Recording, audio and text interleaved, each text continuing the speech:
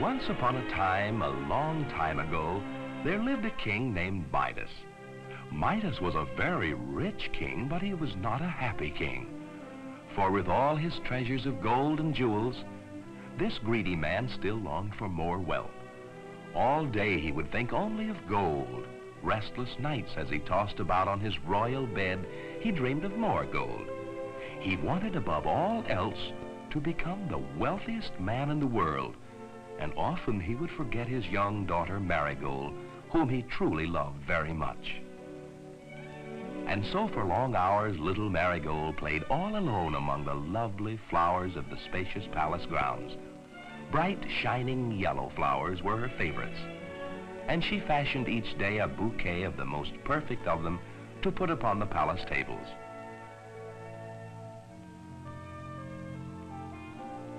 The choicest flower of the lot was always shared with her father, but greedy King Midas only sighed and thought, if only these flowers were real gold instead of merely golden color, then they would truly be worth the having. But Marigold loved the sweet-smelling flowers just as they were, and she hurried to place them in cool, fresh water, lest they wilt. The bright yellow color of the flowers reminded Midas of the golden coins and the treasures hidden deep in his castle dungeon, and he worried that perhaps someone had discovered them.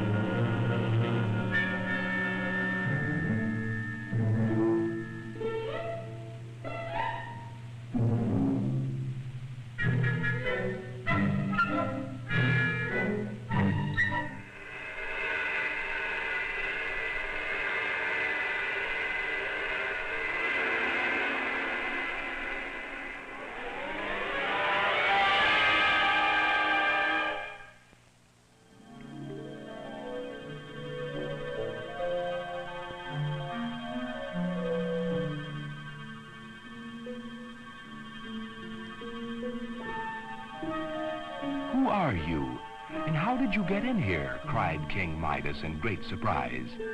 "It is of no matter," said the stranger. "But why are you not happy, King Midas? You have more golden treasures and more golden coins than you can possibly count in a day. Just what is it that will bring you contentment? What will satisfy you, King Midas?" King Midas sighed. "I have long dreamed of becoming the richest man in the world. I have only one wish. I wish that everything I touch would turn to gold. Then I could be truly happy." "Very well, then," the stranger said. "I will grant your wish. Tomorrow morning at early sunrise, you shall have what you desire. You shall have the golden touch. Use it wisely, King Midas. And now, farewell."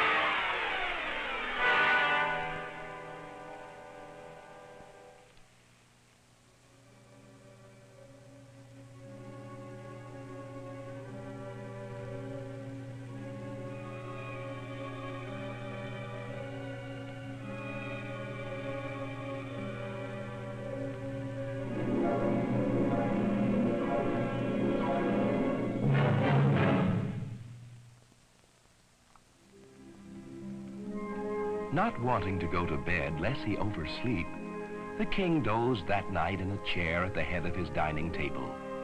At dawn, the golden rays of sunlight pierced the palace windows. King Midas awoke at once, eager to tell her of his promised golden touch.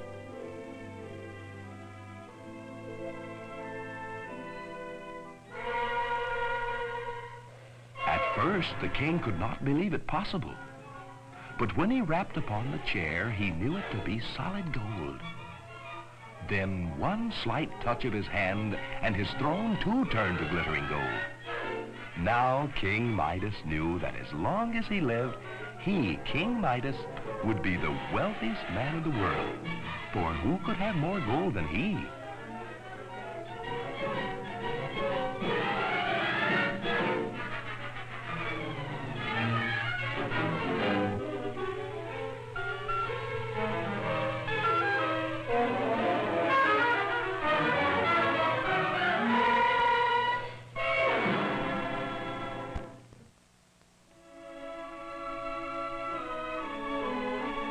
The golden touch made King Midas very happy. But as he sat down to eat breakfast, Marigold came in from the garden with an armful of golden flowers. "Look, Father," she said sadly, "what has happened to them? They are hard and ugly and have no fragrance at all." "Wonderful, my dear," said the king. "They are real gold. Imagine real gold. Come now, sit down and eat your breakfast."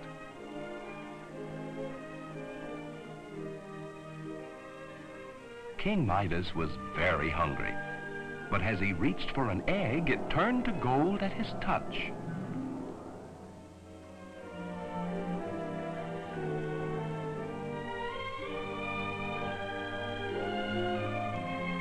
And as he picked up the loaf of bread, it too turned to gold.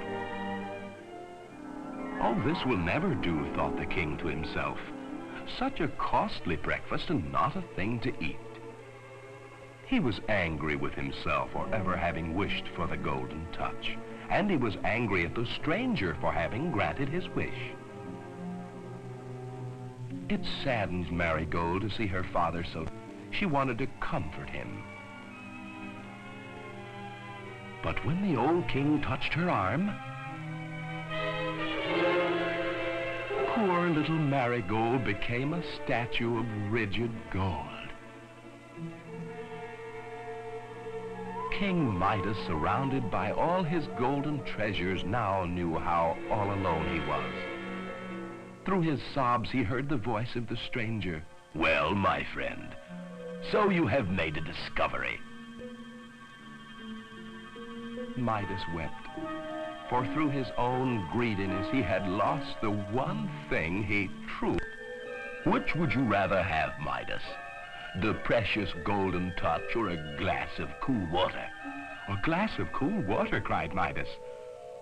"The golden touch or a crust of bread?" said the stranger. "A crust of bread," answered Midas eagerly. "The golden touch or your daughter?" "Oh, my child, my dear, dear child," wept Midas.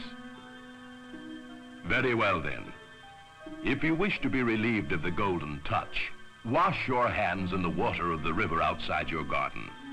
Then, take a vase of the same water and sprinkle it over anything you wish to change back to its former state. Remember me." And the stranger disappeared.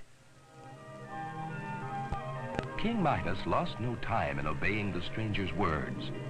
He reached for an empty pitcher and ran for the river to fill it with the precious water. Shortly he returned and at once sprinkled it over Marigold's head.